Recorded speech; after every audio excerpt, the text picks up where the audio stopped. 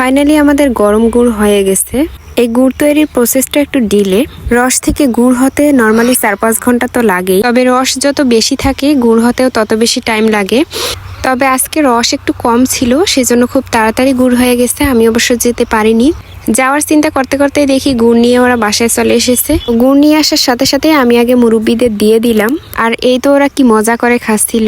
গরম গুড়ের test normal গুড়ের থেকে আলাদা, এর স্মেলটাই অনেক সুন্দর লাগে। তবে আমার বাবুকে আমি এখানে বসাতে পারিনি, অনেক জোরাজোরি করেছিলাম, কিন্তু ওর কি যেন একটা বিষয় নিয়ে মন খারাপ ছিল। তো যাই হোক, গতবার এরকম ভিডিও দেখে অনেকেই গুড় নিতে চেয়েছিলেন, ওদের জন্য বলছি আসলে খুব বেশি আশ্বাস করেনি। আর আজকে খুব অল্প রসের গুড় করেছে, যেহেতু আমি চলে যাব সেজন্য শুধু অল্প করেই করেছে। আর যেটুকু গুড় করেছে অলরেডি সেগুলো সবাইকে দিতে দিতেই শেষ। আমাদের বাড়িতে লোক সংখ্যা অনেক।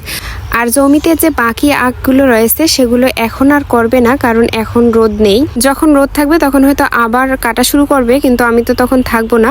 তো যাই হোক, আমি ওদের সাথে বসে বসে একটু গরম গুড় টেস্ট করছিলাম। শুধু আজকের দিনটা এখানে থাকবো, কালকে ইনশাল্লাহ পাবনা চলে যাব। তো আজকের মতো এই পর্যন্ত, আল্লাহ হাফেজ।